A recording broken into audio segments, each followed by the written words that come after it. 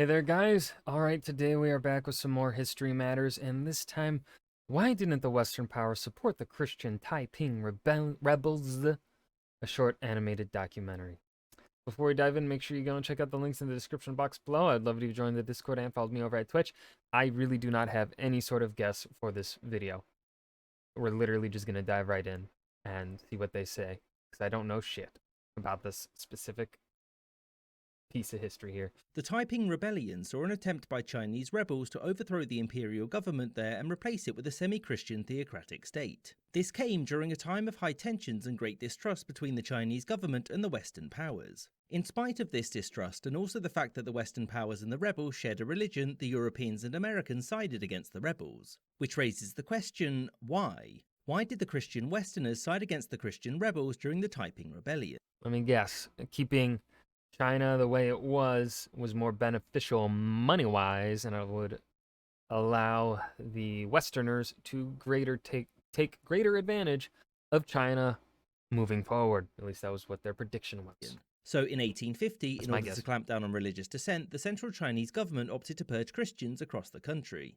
These purges were mostly aimed at the growing group of Christians called the Society of God Worshippers. This soon led to violence, after which the God Worshippers were in open rebellion. These Christians were led by a man called Hong Jiutuan, and he was determined to establish a new China, the heavenly kingdom of great peace, which he would do by force. At first, like most rebellions in China, the Western powers just ignored it. But as the influence of the Taiping rebels grew and they took more and more territory, they had to choose a side one way or the other. Hong was quick to reach out to the Western powers since he believed that they were brothers in arms against the mysticism of the Chinese emperor. The Americans had quite a high opinion of him, and the US government made preparations for recognizing Taiping independence, as well as what to do if Hong successfully replaced the emperor. That said, there was nothing formal put into action, since they wanted to see what the British would do as the foreigners with the most influence in China. And the British said no to helping Hong, and not long afterwards so did the French. So why? Well, there were two main reasons. The first was money. Britain had just won Let's go.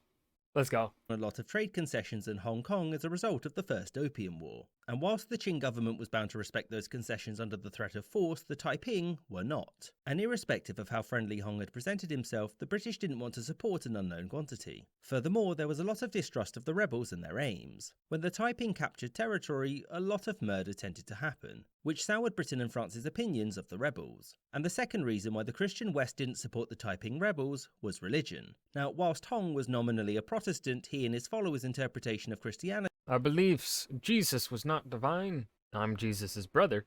Jesus had kids who hang out with my kids. Women are equals. China is the most holy place. Muslims are our brothers.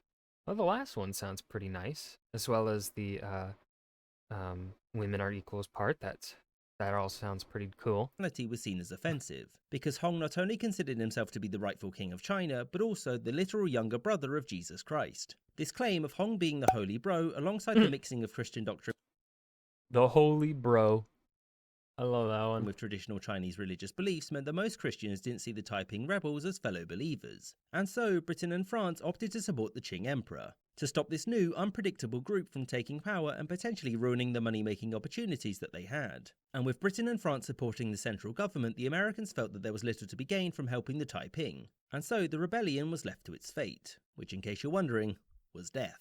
I hope you enjoyed this episode, with a special thanks to my patrons, James Bisonet.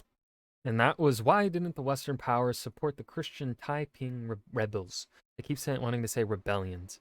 This was a good episode. It was pretty quick.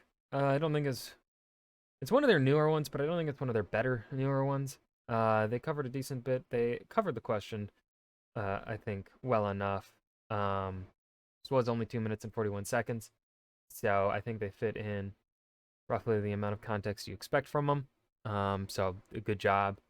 Would have liked a little bit more though. I don't know. There's something that I feel like is missing that we should have gotten a little bit more of. I don't know.